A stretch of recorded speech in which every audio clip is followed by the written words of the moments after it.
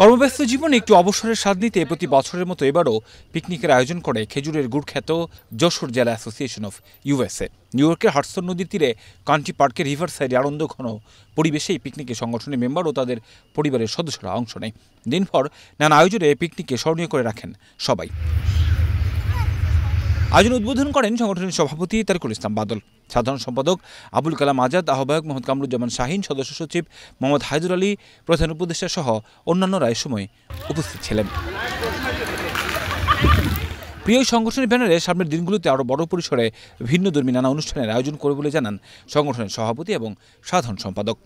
আজকে এই কার্যকরী পরিষদ এবং উপদেষ্টা পরিষদের পক্ষ থেকে শুভ উদ্বোধন ঘোষণা করতে সব থেকে আল্লাহ নিরাপদ রেখে আমাদেরকে হেফাজত করে এই জায়গায় একত্রিত হওয়ার তৌফিক দিয়েছে এবং আপনারা যারা আমাদেরকে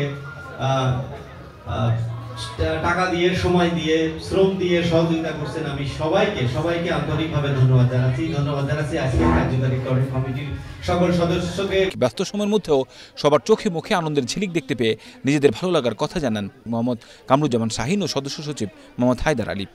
উপস্থিত আমার ভাই বোনেরা ও আমন্ত্রিত অতিথিবৃন্দ সবাইকে ধন্যবাদ। উপস্থিত যশোর জেলা অ্যাসোসিয়েট অফ ইউএস ইনকের সম্মানিত সভাপতি, উপস্থিত সেক্রেটারি, সাংগঠনিক সম্পাদক, সুন্দর পরিবেশে সুন্দর একটা পিকনিক আয়োজন করার জন্য সবাইকে ধন্যবাদ।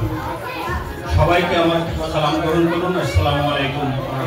আমি সবার কাছে আসলে আপনাদের সবার সার্বিক সহযোগিতা ছাড়া আমরা আজকের এই অনুষ্ঠানটা সম্পূর্ণ করতে পারবো না।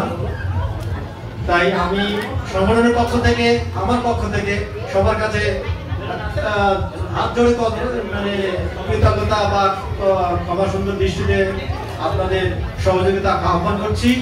আপনাদের সাহায্য সহযোগিতা আমাদের সকাল থেকে শিশু কিশোর আর সদস্যদের নানা গেমসে পিকনিকের বাড়তি মাত্রা দেয়। ডানকি ডোনাটের পক্ষ থেকে শিশুদের জন্য ডোনাট, আইসক্রিম, আইস কফি, আইস টি, নানা রকম খাবার পরিবেশন করে।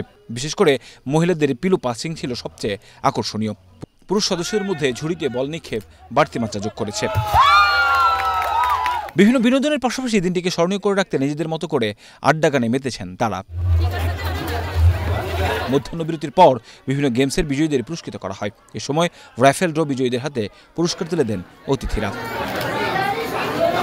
পিকনিক সফল করতে সার্বিকভাবে যারা সহায়তা করেছেন সেসব প্রতিষ্ঠানের প্রতি কৃতজ্ঞতা জানিয়েছেন সংগঠনের নেতারা। কাউসার আহমেদ, এশিয়ান টেলিভিশন।